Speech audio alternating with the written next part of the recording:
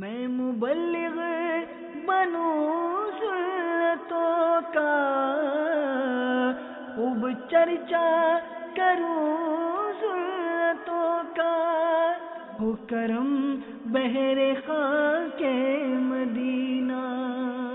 الحمدللہ رب العالمین والصلاة والسلام علی سید المرسلین، اما بعد فاعوذ باللہ من الشیطان الرجیم، بسم اللہ الرحمن الرحیم۔ الصلاة والسلام علیک یا رسول اللہ وعلی آلک واصحابک یا حبیب اللہ۔ الصلاة والسلام علیک یا نبی اللہ وعلی آلک واصحابک یا نور اللہ۔ مدنی چینل کے ناظرین، آج کا جو ہمارا موضوع ہے وہ رشتے ٹوٹنے کے اسباب، یہ ہمارا موضوع ہے، اور اس موضوع پر انشاءاللہ کچھ عرض کروں گا، کیونکہ پچھلے دنوں کچھ اس طرح کی باتیں سامنے آئی کہ کس طرح منگنیاں ٹوٹ رہی ہیں، باتیں ٹوٹ رہی ہیں، باتیں پکی ہوتی ہیں ٹوٹ جاتی ہیں، پھر نکاح ہو جاتا ہے، رخصتی نہیں ہوتی تو نکاح ٹوٹ جاتے ہیں، پھر طلاق بھی ہو رہی ہیں۔ اچھا، آپس کے رشتے جو ہیں کزنس وغیرہ، یہ بھی اب ٹھیک ٹھاک ٹوٹتے چلے جا رہے ہیں۔ تو بیٹھیں انشاءاللہ ان اسباب پر پہلے غور کرتے ہیں، پھر اس کا علاج، اس کا حل تلاشنے کی کوشش کرتے ہیں، تاکہ ہم کوئی امت تک حل پہنچانے میں کامیاب ہو سکیں۔ یہ ہمارا مختصر سا موضوع ہے، اور وقت بھی کچھ بہت زیادہ نہیں ہے۔ اللہ کرے کہ ہم کوئی بہتر حل تلاش کرنے میں اور اسے قبول کرنے میں کامیاب ہو جائیں۔ اللہ کے پیارے حبیب لبیب صلی اللہ تعالی علیہ وآلہ وسلم کا فرمان عالی شان ہے، جو کوئی مجھ پہ ایک بار درود پاک پڑھتا ہے، اللہ تعالیٰ اس پر 10 رحمتیں نازل فرماتا ہے۔ صلو علی الحبیب صلی اللہ تعالی علی محمد۔ جو موضوع ہے ہمارا، اس سلسلے میں غور کرتا رہا کہ واقعہ کون سا لیا جائے، تو کچھ غور کرنے کے بعد سورہ نور کی آیت نمبر 22 میں جو حضرت ابو بکر صدیق رضی اللہ تعالی عنہ کے حوالے سے جو قرآن کریم نے ہمیں رہنمائی عطا فرمائی ہے، کہ جس میں ام المومنین سیدتنا عائشہ صدیقہ رضی اللہ تعالی عنہ، ان پر جو منافقین نے جو تہمت لگائی، تو ظاہر ہے کہ اس میں ایک والد صاحب کو جو تکلیف ہو سکتی ہے اس کا اندازہ لگایا جا سکتا ہے۔ 1 ماہ تک تقریباً یہ منفی پروپوگنڈا یہ جاری رہا۔ خود قلب اطہر یعنی نبی پاک صلی اللہ تعالی علیہ وسلم کا جو دل مبارک ہے وہ کس قدر اس میں تکلیف ہوئی ہوگی، اس کا اندازہ کیا جا سکتا ہے۔ اور خود ام المومنین ہماری امی جان، اللہ تعالیٰ کی ان پر کرو رحمت و عائشہ صدیقہ رضی اللہ تعالی عنہ، یہ خود کس قدر تکالیف کے انہوں نے وہ ایام گزارے ہوں گے جب اس طرح کی شہر میں افواہیں گردش کر رہی تھیں۔ خیر، اس پر اللہ تعالیٰ نے قرآن کریم کی آیات نازل کی۔ میری امی جان عائشہ صدیقہ رضی اللہ تعالی عنہ کی پاکیزگی، طہارت، ان کے فضائل پر وہ آیت کریمہ قرآن کریم کی نازل ہوئیں۔ اب پروپوگنڈا اور یہ منفی جو یہ تہمت تھی، یہ تو قرآن کریم نے اس کو تہمت کر دی، افک مبین کہہ کر اس کا تو مطلب وہ فیصلہ ہی سنا دیا کہ یہ ہے کیا چیز، تو یہ تہمت تھی، اور منافقین نے اس کو خوب ہوا دی تھی۔ مگر بعض اوقات کوئی بات اتنی شدت کے ساتھ منفی بات ہوتی ہے، جھوٹی بات ہوتی ہے، اتنی شدت کے ساتھ کی جاتی ہے کہ ایک اچھے خاصے لوگ اس میں بہہ جاتے ہیں۔ تو یہی ہوا کہ بعض صحابہ کرام بھی اس میں مبتلا ہو گئے۔ تو ان میں ایک وہ تھے جو صدیق اکبر رضی اللہ تعالیٰ عنہ کے خالازاد بھائی بھی تھے، بدری بھی تھے۔ اب وہ بھی اس میں انہوں نے بھی ان کی مدد موافقت کر لی۔ تو اب صدیق اکبر رضی اللہ تعالیٰ عنہ کو جب اس کا پتہ چلا تو ان کو ڈیفینیٹلی ایک صدمہ ہوا کہ یہ کیا. اچھا یہ وہ تھے جو مالدار نہیں تھے, ان کی کفالت یا ان کی جو گھر بار کا جو معاملہ تھا وہ صدیق اکبر رضی اللہ تعالیٰ عنہ دیکھا کرتے تھے, خرچہ وغیرہ وہ دیا کرتے تھے. لیکن جب یہ بات ان کے سامنے آئی تو ایک صدمہ ہوا, اور آپ نے قسم لے لی کہ میں اب ان کے ساتھ جو سلوک کرتا تھا وہ اب میں نہیں کروں گا. تو یہ بات ہوئی. اللہ تبارک و تعالی جو بڑا رحیم ہے, کریم ہے, اور جو رشتوں کے جوڑنے کو پسند فرماتا ہے, رشتوں کے ٹوٹنے کو ناپسند فرماتا ہے. ہماری شریعت, ہمارا دین, ہمارا اسلام اور پیارے مصطفیٰ صلی اللہ تعالیٰ علیہ وآلہ وسلم کی پیاری پیاری تعلیمات, یہ رشتوں کے جوڑنے, رشتوں کے بننے, رشتوں کے سنورنے کا اور صلہ رحمی کرنے کا, حسن سلوک کرنے کا, درگزر سے کام لینے کا, معاف کر دینے کا سبق, یہ ہمارا دین, یہ ہمارا اسلام, یہ ہمارا قرآن اور ہمارے جو حدیثیں ہیں یہ ہمیں یہ دیتی ہیں. یہ اسلام و دین کی وہ بنیادی تعلیم ہے جو میں نے ابھی آپ کے سامنے عرض کی ہے کہ وہ یہ دیتی ہیں. اب وہ صدیق اکبر رضی اللہ تعالیٰ عنہ جن کو خود قرآن کہتا ہے کہ فضیلت والے ہیں, تو جب انہوں نے یہ قسم لی تو اللہ تبارک و تعالیٰ نے انہیں ارشاد فرمایا کہ ان فضیلت والوں کو چاہیے اور گنجائش والوں کو چاہیے کہ وہ یہ نہ کریں, بلکہ قرآن کریم نے ایک بڑا خوبصورت جملہ یا خوبصورت کلمات عطا فرمائے, وَلْيَعْفُوا وَلْيَصْفَحُوا, اور چاہیے کہ معاف کریں, درگزر سے کام لیں اور معاف کریں. تو یہ ایک پھر اس کے بعد جو ایک بڑی بشارت ہے, اس کے بعد وہ بشارت یہ ہے, ترجمہ کنز الایمان, کہ جیسے کہا نا معاف کریں اور درگزر سے کام لیں, وَلْيَعْفُوا وَلْيَصْفَحُوا. کیا فرمایا, کیا تم اس بات کو پسند نہیں کرتے کہ اللہ تمہاری بخشش کرے, یعنی اللہ تعالیٰ تمہاری بخشش فرما دے, اور اللہ بخشنے والا مہربان ہے. تو یہ ایک خوبصورت سی تعلیم, یہ خوبصورت سی تربیت جو ہمیں قرآن کے ذریعے ملی, حدیث کے ذریعے ملی ہیں, اس طرح کی تربیتیں.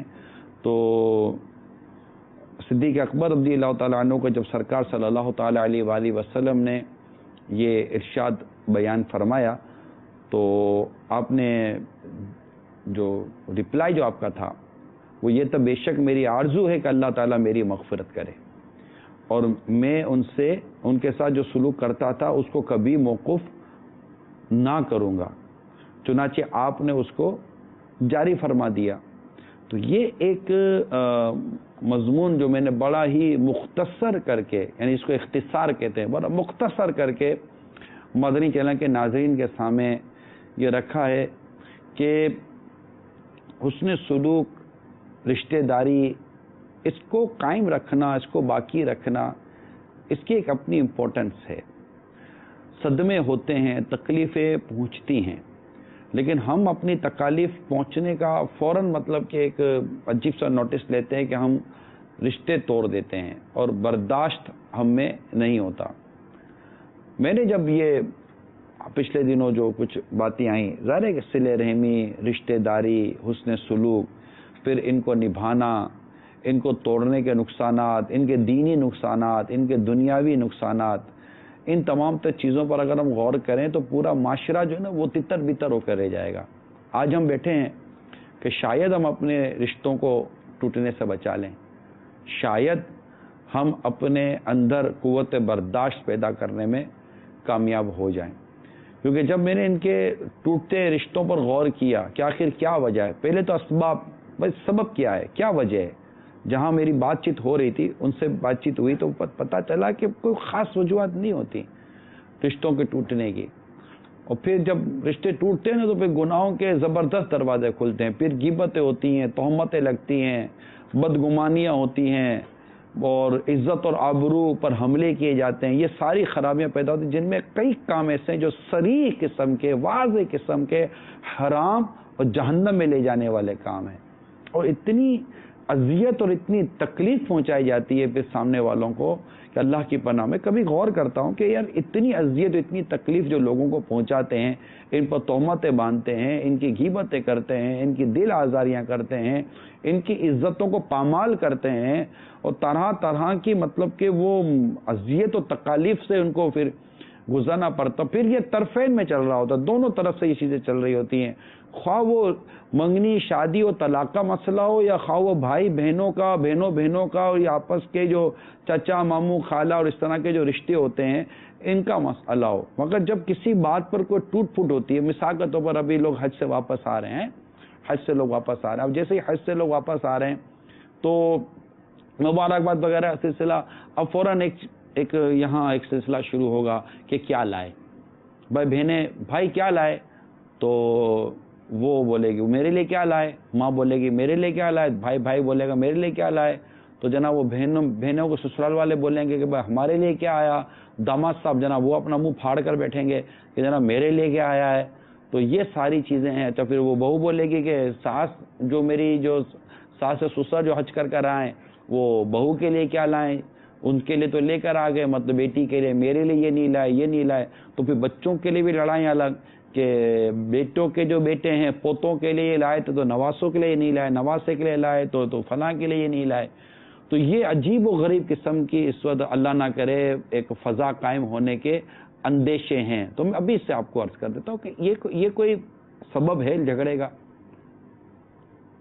بتائیے کوئی سبب ہے جھگڑے کا؟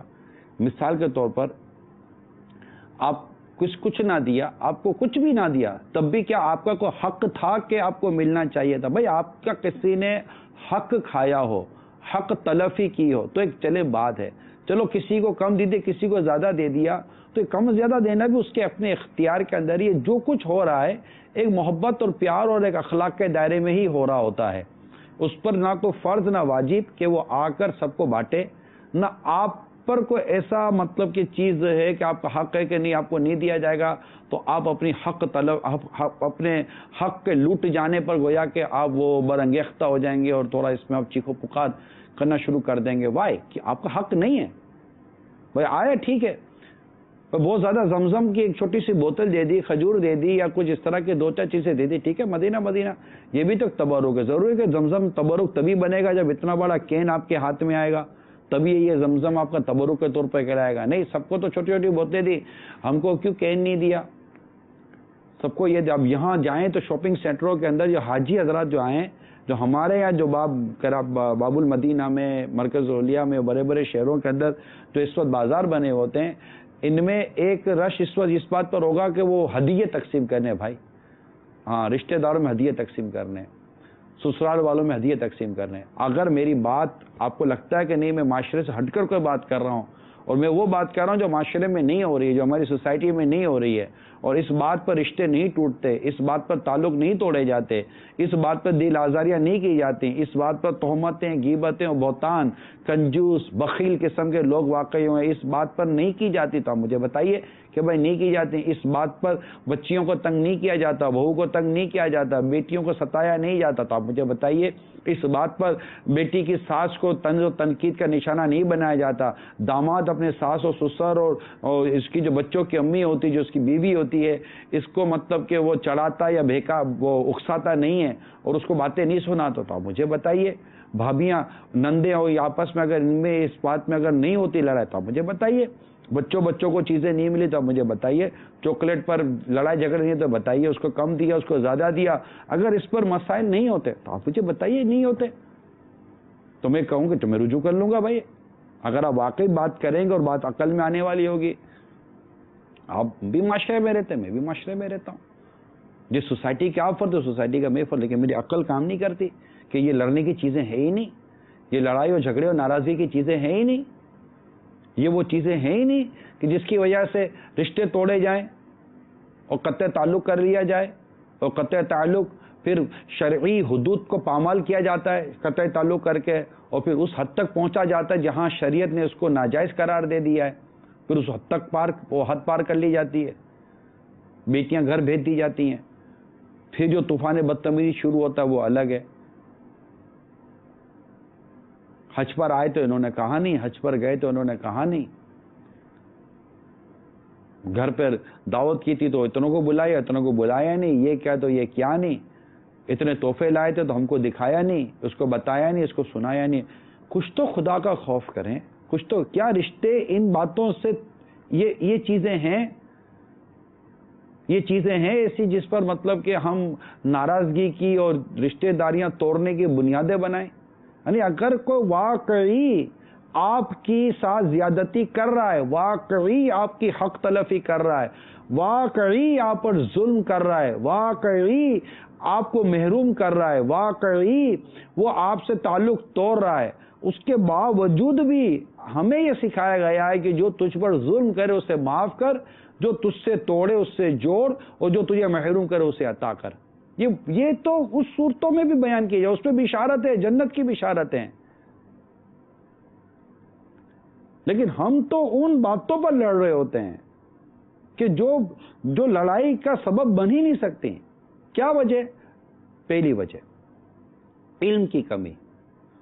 ہمیں علم نہیں ہے, اسلام و دین کی درست تعلیمات نہیں ہے, اور یہ سب سے بنیادی بات ہے, کیونکہ آگے جتنی خرابیاں ہیں ان تمام تر خرابیوں کی ایک وجہ علم. اچھا, بعض اوقات علم ہوتا ہے مگر تربیت نہیں ملی ہوئی ہوتی, صحبت نہیں ملی ہوئی ہوتی. علم ہے, پتہ ہے کہ یہ غلط ہے, لیکن برداشت نہیں ہے, صحبت نہیں ہے, تربیت نہیں ہے کہ بھائی کچھ تو ٹیمپرامنٹ پیدا کریں, کچھ تو ہمت اور حوصلہ اپنے اندر پیدا کریں کہ ہر بات پر مطلب کہ آپ کا وہ اسکرو ڈھیلا ہو جائے گا اور آپ کا مطلب وہ پلک نکل جائے گا, گاڑی شارٹ ہو جاتی ہے فوراً.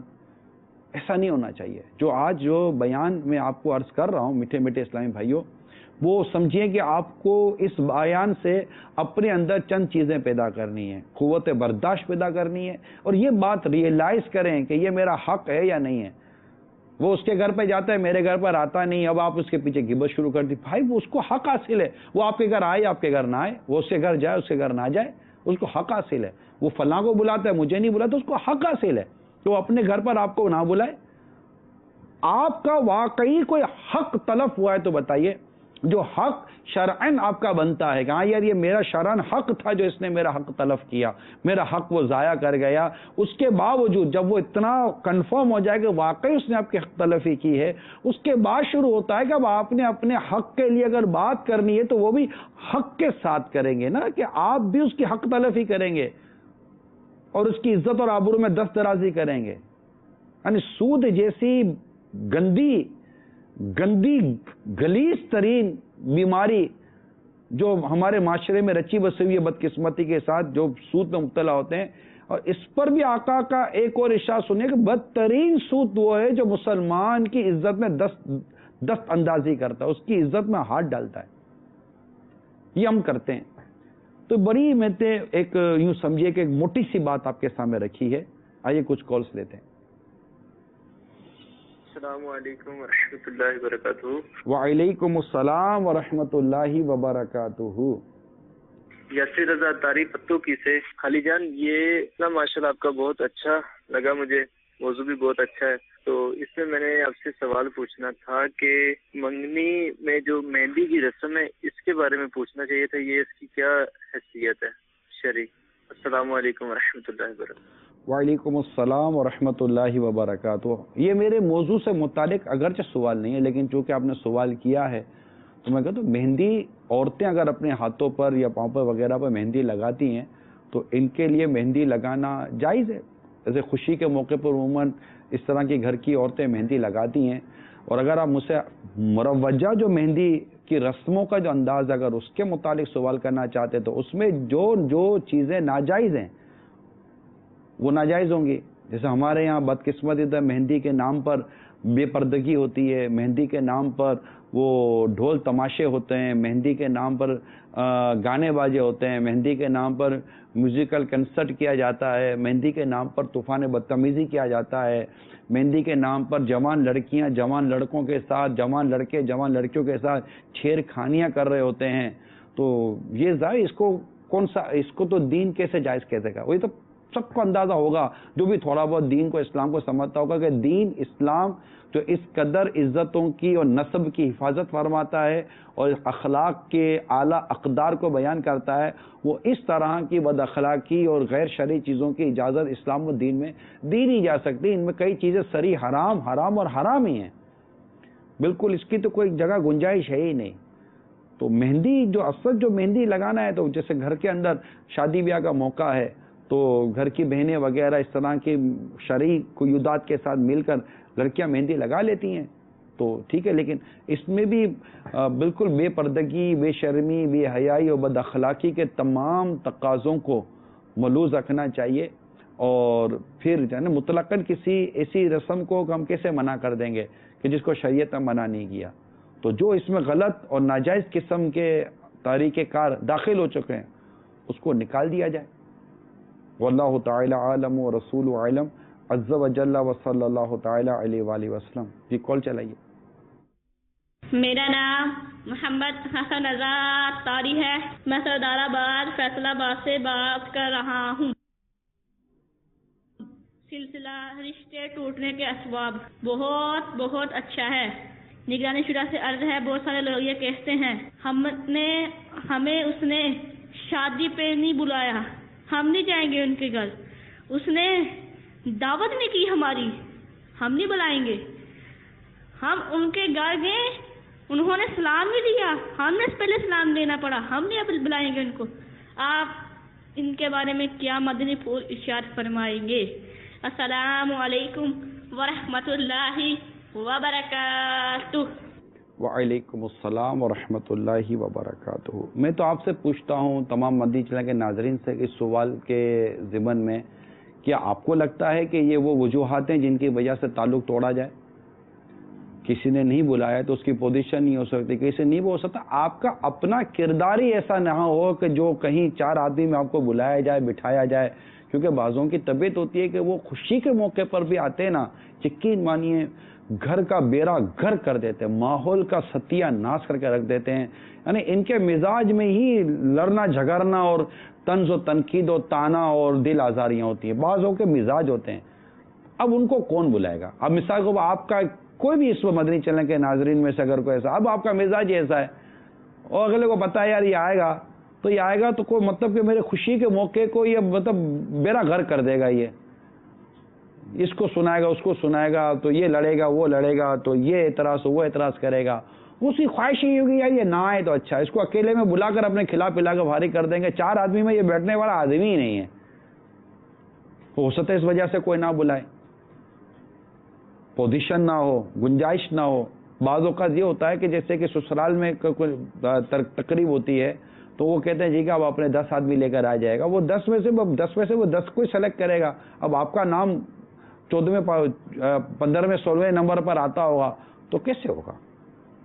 تو اس میں مطلب کہ یہ کوئی ناراض ہونے والی، رشتے توڑنے والی، یہ قطع تعلق کرنے والی، روٹ کے بیٹھ جانے والی یہ باتیں ہی نہیں ہیں یار، یہ باتیں ہی نہیں ہیں۔ خوشی کا موقع تھا، آپ کو نہیں بلایا، آپ کو پتہ چلا خوشی کا موقع، مبارکباد دے دیں، ماشاءاللہ پتہ چلا کہ آپ کے یہاں یہ ہوا ہے، اللہ تعالیٰ آپ کو خوشیاں نصیب فرمائے، اللہ تعالیٰ آپ کو برکت عطا فرمائے، اللہ تعالیٰ نظر بد سے بچائے، بس اتنی بات کر دیں، کیا حرج ہے؟ رشتے توڑ کر بیٹھ جانا یہ بالکل درست نہیں ہے۔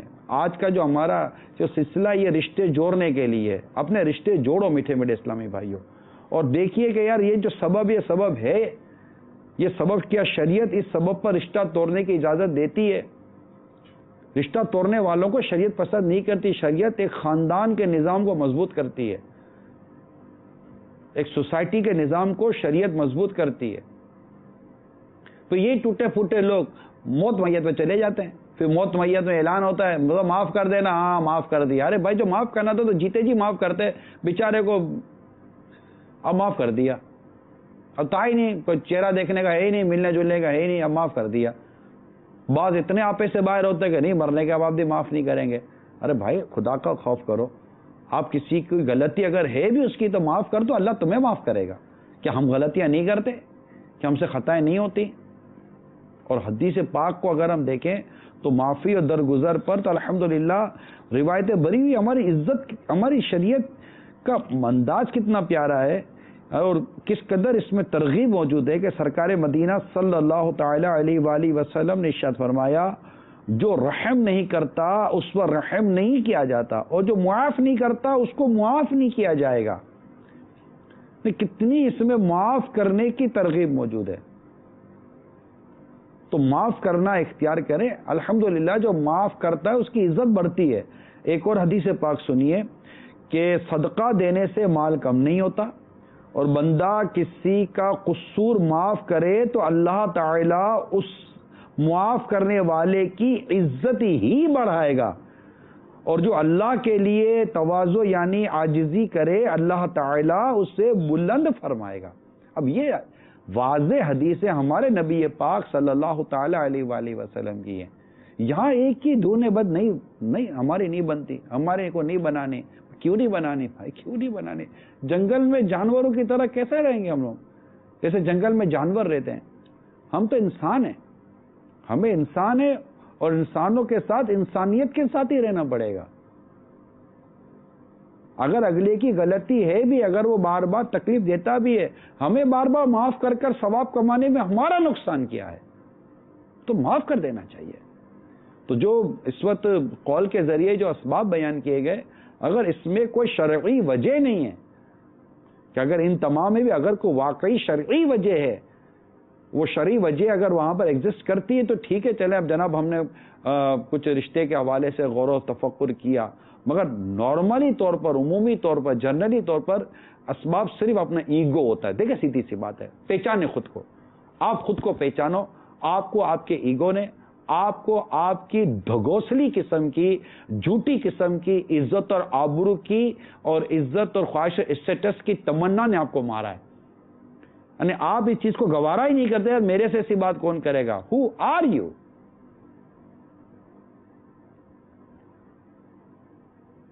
اب ہیں کون؟ کس اسٹیٹس کی بات کر رہے ہیں؟ اب کس اوقات کی بات کر رہے ہیں؟ آپ کی میری اوقات اور آپ کا میرا اسٹیٹس کیا ہے؟ ٹھیک ہے، اپنی تذلیل کروانے کے لیے کوئی بھی نہیں پڑا ہوا، لیکن خواہ نہ خواہ اپنی عزت کا خواہ رہنا کہ مجھے عزت دی ہی جائے۔ عزت مانگنے سے نہیں ملتی، عزت کردار سے ملتی ہے۔ میں یہ نہیں کہتا کہ اپنے آپ کو جگہ جگہ جا کر اپنی تذلیل کرواتا رہے۔ انسان کو اپنے مقام اور اپنے مرتبے کا لحاظ رکھنا چاہیے، میں اس کا انکار بھی نہیں کرتا ہوں، لیکن ایک جو میں سمجھانا چاہ رہا ہوں، جس وجہ سے آج ہمارے معاشرے میں لڑائی اور جھگڑے ہو رہے ہیں، خالی آپ کا داماد ہونا ہی ضروری ہے کہ بس جناب آپ کو، تو داماد ہونے پر کوئی عزت کے معیار کا تو کوئی لیول تو ہوگا نا؟ کیا آپ ہر بات پر ناراض ہو کر بیٹھ جائیں گے؟ پھر عزت نہیں دی جاتی۔ پھر جو عزت دی جا رہی ہے نا، معذرت کے ساتھ، پھر جو عزت دی جا رہی ہے نا، یہ آپ کی شخصیت یا کردار کی نہیں دی جا رہی، آپ کے شر سے بچنے کے لیے آپ کو عزت دی جا رہی ہے۔ اور آپ پوچھیں چلو یار شر کی وجہ سے ہی صحیح عزت تو مل رہی ہے، یہ عزت نہیں کسی کام کی۔ اے طائر لاہوتی، اس رزق سے موت اچھی جی رزق سے آتی ہو پرواز میں کوتاہی۔ عزت انسان کے کردار سے آتی ہے۔ خود ہی کو قدر بلند اتنا کہ ہر تقدیر سے پہلے خدا بندے سے خود پوچھے بتا تیری رضا کیا ہے۔ آج لوگ اس بات پر بڑے مطلب کہ شیخپا ہو جاتے ہیں کہ جناب ہم کو لوگ عزت سے بات نہیں کرتے۔ وائی؟ میرا سوال یہی ہے، کیوں عزت سے آپ سے بات نہیں کرتے؟ کہیں اپنے گرہبان میں بھی تو جھانکے کہ مجھ میں میرے بات کرنے کا انداز صحیح نہیں ہے، میرا کردار صحیح نہیں ہے، میرے بارے میں ان کو معلومات بھی جو غلط ہے وہ ملی ہوئی ہیں، تو یار کوئی کیسے کرے گا؟ تو شر سے بچنے کے لیے لوگ ہماری عزت کریں، شر سے بچنے کے لیے لوگ ہمیں مان اور منصب دیں اور رسپیکٹ دیں، نہ بابا نہ، ایسی عزت ایسا منصب ہے، بلکہ شر کی وجہ سے لوگ کریں تو دنیا اور آخرت میں تو بربادی کا یہ سبب ہے۔ لوگ عزت کرتے ہیں، امام صاحب کی لوگ عزت نہیں کرتے، مسجد کے امام کی کوئی رشتہ داری نہیں ہوتی، مقام ہے، ان کی مقام کی عزت ہے۔ لوگ علماء کی عزت نہیں کرتے، آج لوگ حفاظ کی عزت نہیں کرتے۔ کئی ایسے ہیں جن کی عزتیں آج ہیں، ہزاروں لاکھوں لوگ ہیں دنیا میں بھائی، ہزاروں لاکھوں لوگ ہیں جن کی دنیا میں عزت ہے، الحمدللہ لوگ ان کو قدر کی نظر سے دیکھتے ہیں، ان کے آگے بلند آواز سے بات کرنے میں ڈرتے ہیں، خوفزدہ ہوتے ہیں۔ ایسے آپ کو ہزاروں والد ملیں گے، میں بہت بڑی اکثریت اگرچہ نہیں کہتا، لیکن ایسے ہزاروں والد آپ کو آدمی ملیں گے جن کی اولاد واقعی ان کی عزت کرتی ہے، ان کے ڈر کر یا کسی لالچ کی وجہ سے نہیں، بس ایک والد کا منصب ہے تو وہ والد نے اپنے کردار کو ایسا بنا کر رکھا ہے. اس ماں نے جس کی آج اولاد واقعی عزت کرتی ہے، اس ماں نے اپنے کردار کو ایسا بنا کر رکھا. آج بھی ایسا ملے گا. میں بہت بڑی تعداد اگرچہ نہیں کہتا، لیکن آج بھی کئی بہویں اپنی ساس کی واقعی عزت کرتی ہوں گی کہ یار یہ ساس میری اچھی ہے، یہ ساس بدتمیز نہیں ہے، یہ ساس مجھ پہ ظلم نہیں کرتی، یہ ساس میرے ساتھ زیادتی نہیں کرتی. آج بھی کئی ساسیں ایسی ملیں گی آپ کو جو واقعی اپنی بہو کی عزت کرتی ہوں گی، ان کو مطلب عزت دیتی ہوں گی.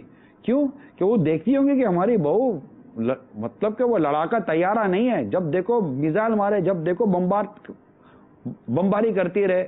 تو جو اس طرح کے وہ کردار نا، اگر ایسی بہو کی عزت ہے تو اس کے کردار کی وجہ سے، ایسی نند کی عزت ہے تو کردار کی وجہ سے، ایسی ساس کی عزت ہے تو کردار کی وجہ سے. آج ایسے کئی داماد آپ کو ملیں گے جن کے کردار کی وجہ سے ان کا پورا سسرال ان کی عزت کرتا ہوگا.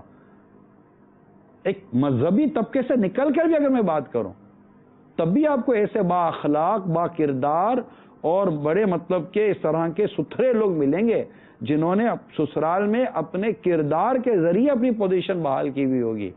دکھ سکھ میں کام آتے ہوں گے، بیجا ڈیمانڈ نہیں کرتے، ڈیمانڈ تو کہ ڈیمانڈ ہی نہیں کرتے ہوں گے، بلکہ وہ دینے آئے تو واپس کر دیتے ہوں گے. انہوں نے اپنی خودداری کے ذریعے اپنے خاندان میں، اپنے سسرال میں اپنی عزت بنا کر رکھی ہوگی. کبھی فریج مانگ لیا تو کبھی ریفریجریٹر واشنگ مشین مانگ لیا، کبھی استری مانگ لی، کبھی گھڑی مانگ لی، کبھی سوٹ پیس مانگ لیا، کبھی کیا مانگ لیا، کبھی کیا مانگ لیا، کبھی فلاں چیز لے لی، کبھی یہ لے لیا، کبھی وہ لے لیا، کبھی ٹکٹ لے لی. واٹ آر یو ڈوئنگ یار؟ کیا اس طرح مطلب کہ کیا معاشرہ ہمارا چل سکے گا؟ تو یہ مطلب ہوتے ہیں کہ جس سے ہمارے عموماً یہ جھوٹی اور عجیب قسم کی ہماری مینٹلٹی بنی ہوئی ہے، اور جس کی وجہ سے رشتے ہم توڑ کے بیٹھ جاتے ہیں. یہ رشتے توڑنے والی چیزیں نہیں ہیں، یہ درگزر کرنے والی، معاف کرنے والی، بلکہ خود کو سدھارنے والی ہے. معذرت کے ساتھ بات چیزیں ہیں جس میں ہم کو خود کو سدھارنا ہے. انہوں نے نہ دے کر، نہ کر کر ہماری کوئی اخ تلفی نہیں کی، ہماری کوئی بے عزتی نہیں کی ہے. ہم نے خود ہی اپنے کو یہ سمجھ لیا کہ نہیں، یہ نہ ہونا یہ میری بے عزتی ہے، یہ نہ ہونا میری حق تلفی ہے. اس میں علم حاصل کرنا پڑے گا. کال چلائیے. السلام علیکم ورحمۃ اللہ وبرکاتہ. وعلیکم السلام ورحمۃ اللہ وبرکاتہ. میں محمد جاوید اتاری باب المدینہ کراچی سے بات کر رہا ہوں. نگران شورا کا الحمدللہ رشتے ٹوٹنے کے اسباب بہت ہی سبق آموز اور نصیحت آموز، جو سیکھنے کے لیے ہم لوگوں کے لیے بہت اچھا پروگرام آ رہا ہے. اللہ تعالی ہمیں رشتے جوڑنے والا بنا دے. آمین. رشتے ٹوٹنے کے نگران شورا سے یہ عرض کرنا چاہتا ہوں، کچھ اسباب ایسے بھی ہیں جیسے ہم اللہ تعالیٰ کی نافرمانیاں کرتے ہیں. شادیاں ہوتی ہیں، اب الحمدللہ شادی جب ہوتی ہیں اور یہ اللہ کی رضا والے کام ہے، اس میں رشتہ داروں کو اگر سمجھایا جائے جو اللہ کی نافرمانی والے کام ہو رہے ہوتے ہیں، تو اب ان کا کہنا ہوتا ہے وہ امریکہ سے ہماری کزن آ رہی ہے، اس کی نند آ رہی ہے، وہ کیا کہے گی. تو تھوڑا بہت کرنا پڑتا ہے ادھم دھاڑ. یعنی اللہ کی نافرمانی والے کام کو وہ لوگ کہتے ہیں کہ اب کبھی کبھی چلتا ہے، تو پھر بعد میں پریشانیاں بھی ہوتی ہیں. ابھی ایک ہوا تھا ادھم دھاڑ کچھ وقت پہلے، تو تقریباً اس شادی پہ 2 کروڑ روپے خرچہ کیا گیا. آتش بازی اور اللہ کے نافرمانی والے کام. حالانکہ یہ تو سنت ہے اور اللہ کا ہمیں شکر ادا کرنا چاہیے. 2 کروڑ روپے کی دم دھاڑ، آتش بازی، دکھاوا، ڈھول دھپک، اور 15-20 دن کے بعد وہ شادی ڈیورس میں کنورٹ ہو. تو اب اللہ تعالیٰ ہمیں توفیق عطا فرما. ہم لوگ پھر بھی کچھ سیکھتے نہیں ہیں.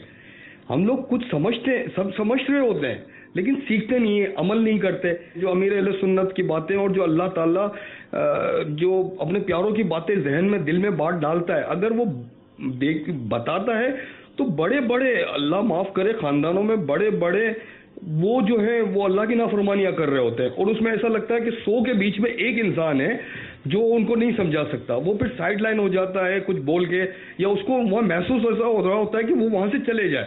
اور بعض اوقات ایسے رشتے ہوتے ہیں جن کو نبھانا پڑتا ہے. اچھا ایک تو یہ موضوع ہو گیا کہ بعض اوقات مجبوری میں وہاں رکنا بھی پڑتا ہے اور استغفار پڑتا رہتا ہے دل میں انسان.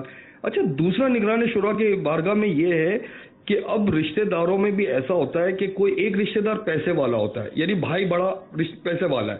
اب وہ یہ نہیں چاہتا کہ اللہ کی رضا کے لیے میں دوسروں کے کام آؤں, لیکن وہ یہ چاہتا ہے کہ میرے ناز نخرے اٹھائے جائیں, مطلب ہر چیز میں مجھ سے مشورہ لیا جائے. اور پھر چلو ان کے لیے مشورے لیے جاتے ہیں تو وہ یہ سمجھتے ہیں کہ یہ تو ہمارا فرض ہے ان کو پوچھنا. بلکہ اور بڑوں میں بھی محبت آئے, یہ پیسوں کی وجہ سے تکبر بھی آ جاتا ہے اور ایسا لگتا ہے کہ وہ اپنی منمانیاں تو کرتے رہتے ہیں کہ جو چھوٹوں کے ساتھ چاہیں کریں, لیکن چھوٹے جو ہیں ان کے ساتھ بالکل صحیح چلیں. وہ اللہ کی رضا کے لیے ہمیں تو چھوٹوں کو تو سب کو ہی چلنا ہے, لیکن بڑوں کو بھی تھوڑا کچھ مدنی پھول عطا فرمائے. تو یہ اللہ تعالی ہم سب کی بے حساب مغفرت فرمائے. آمین. جزاک اللہ خیر.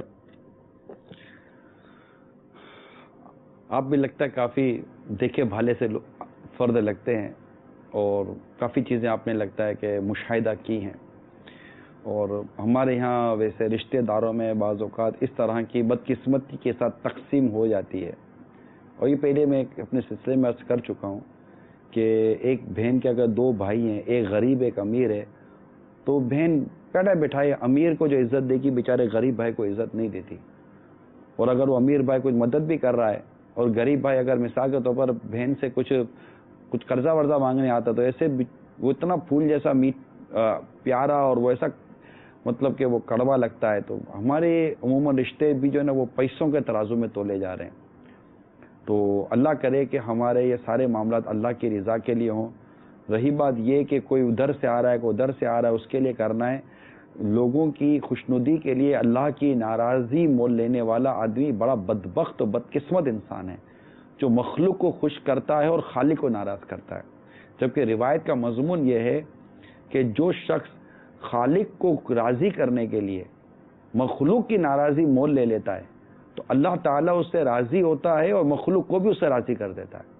اور جو مخلوق کی رضا کے لیے خالق کو ناراض کرنے پر تل جاتا ہے, خالق کی ناراضی مول لے لیتا ہے, تو اللہ تعالیٰ تو اس سے ناراض ہوتا ہی ہے, مخلوق کو بھی اس سے ناراض کر دیتا ہے. آپ دیکھیے کہ جنہوں نے زندگیاں اس طرح گزاری ہیں آج لوگ ان کے ساتھ نہیں کھڑے ہوتے کیونکہ اللہ تعالیٰ لوگوں کے دلوں کو اس سے پھیر دیتا ہے. تو یہ تو اس میں تو ہمارے لیے بڑی عبرت ہوتی ہے, تو ایسا نہیں ہونا چاہیے. دوسری بات میں یہ عرض کروں میٹھے بڑے اسلامی بھائیوں کہ یہ جو رشتہ قائم ہوتا ہے نا, ہم جو رشتہ قائم کرتے ہیں, رشتے یہ قریب کرتے ہیں, دور نہیں کرتے. کیا ہم دیکھتے نہیں ہیں کہ جب ہمارے رشتے قائم ہوئے تو ہم دور ہو گئے یا قریب آئے؟ یہ غور کیجئے کہ جب رشتہ قائم ہوتا ہے تو رشتہ تو آپ کو قریب کرے گا نا, نہ کہ رشتہ دور کر دے گا. اگر رشتہ قائم ہونے کے بعد جیسے مثال کے طور پر شادی ہو گئی, دو سسرال والے تھے جناب, وہ شروع میں بڑی مطلب کہ محبت تھی, پیار تھا, اب دوری ہو گئی. اب رشتہ کیا تھا قریب ہونے کے لیے, اب تو رشتہ مل گئے نا, دو خاندان مل گئے, لیکن شروع میں قریب تھے. لیکن جب وہ رشتہ واقعی ایک شرعاً درست رشتے میں بدل گیا, اب یہ دوری کی ہو گئی. یہ دوری ہمیں نظر نہیں آ رہی ہوتی. کیا اسباب ہے؟ اس میں کئی چیزیں غلط فہمی پر مبنی ہوتی ہیں, کئی چیزیں عدم برداشت پر مبنی ہوتی ہیں, کئی چیزیں علم کی کمی پر مبنی ہوتی ہیں. لہذا جب آپ دیکھ رہے ہیں کہ آپ کے رشتوں میں فاصلے پیدا ہو رہے ہیں تو مہربانی کیجئے اسے ختم کرنے کے لیے جو اہم افراد ہیں وہ اپنا کردار ادا کریں اور رشتوں میں فاصلے نہ آنے دیں, رشتوں کو قریب کریں اور باہمی غلط فہمیوں کو یا باہمی ناراضیوں کو دور کرنے کے لیے اپنا کردار ادا کریں. صلح کرائیں, صلح میں خیر ہے, صلح کرائیں, کیونکہ ناراضی اور یہ اس طرح کی غلط فہمیوں کو جب ہم باقی رکھتے ہیں نا تو یہ زخم بعدوں کا ناسور بن جاتا ہے اور اتنی قلب کے اندر ایک دوسرے کے لیے بغض, کینہ, حسد اور دوری پیدا ہو جاتی ہے کہ پھر ان کو قریب کرنا اتنا آسان نہیں رہتا. لہذا خاندان میں کچھ تو ایسے لوگ ہوتے ہوں گے جن کو اللہ تعالیٰ نے عقل سلیم عطا کی ہوگی, جو اس بات کا درد یا پین لیتے ہوں گے کہ نہیں یار خاندان میں لڑائی جھگڑا نہیں ہونا چاہیے. وہ اپنے آپ کو مائنس کریں کہ مجھ سے کوئی بنائے یا نہ بنائے, وہ خاندان کو ملانے کے لیے, رشتوں کو ملانے کے لیے سارے شرعی تقاضے پورے کریں, اس کے لیے علماء سے مشورہ کریں، اپنی اٹکل سے اور اپنی مطلب کہ اس سے نہ آ جائیں، کیونکہ کئی لوگ نہیں جانتے کہ رشتے کیسے نبھائے جاتے ہیں اور سلو کیسے کروائی جاتی ہے. شرعی حدود کو وہ پامال کرنے پر اتر آتے ہیں، بس نہیں وہ جو صاحب نے بھی کہا نا سب چلتا ہے، سب نہیں چلتا.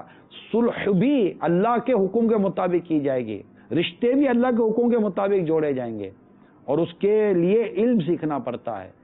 میری تو یہی التجا ہے تمام تر جو اس طرح کے مدنی چینل پر، اگر ایسے بڑے بزرگ یا بعض اوقات بڑے بزرگوں کی نہیں چلتی، لیکن خاندان میں ایسے بڑے ہی سمجھدار اور ساؤنڈ قسم کے اور مضبوط قسم کے افراد ہوتے ہیں جو اتنی عمریں ان کی بڑی نہیں ہوتی، لیکن اللہ تعالیٰ نے ان کو عقل دی ہوئی ہوتی ہے، ان کو سمجھ دی ہوئی ہوتی ہے، معاملہ فہم ہوتے ہیں، وہ ان کی بات خاندان میں سنی جاتی ہے. میں خود پریکٹیکل بہت ساری چیزوں کو جانتا ہوں. مطلب میں آپ کو جس وقت کہہ رہا ہوں الحمدللہ حتی الامکان میری کوشش ہے کہ میں آپ کو کوئی ہوائی باتیں نہ کروں.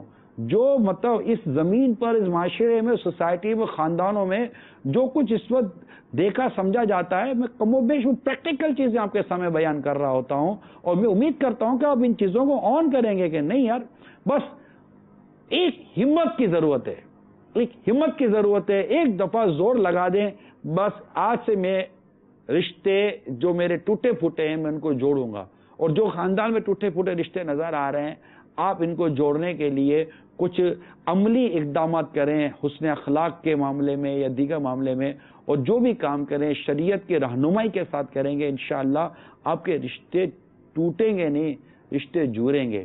ہم بہت ٹوٹ پھوٹ کا شکار ہو چکے ہیں، مطلب ملنے جلنے پر دل نہیں مطلب مانتا، اور اگر ملتے بھی ہیں تو ایسا عجیب ہمارا انداز ہے کہ مسکرا کر مل رہے ہوتے ہیں، دل میں اس کے لیے اتنا بغض و کینہ بھرا ہوتا ہے. ہمارے سینے ملتے ہیں، ہمارے دل نہیں مل رہے یار. ہمارے بدن مل جاتے ہیں، بھلے عید کی نماز کے بعد بھی مل جاتے ہیں، ہمارے دل نہیں مل رہے یار.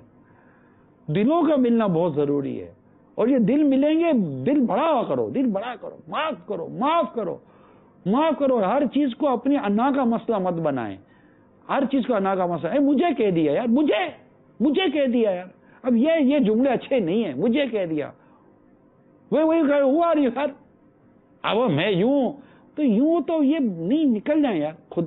مطلب اعلیٰ حضرت فرماتے رحمت اللہ تعالی علیہ، رضا جو دل کو بنانا تھا جلوہ گائے حبیب، تو پیارے قید خودی سے رہیدہ ہونا تھا.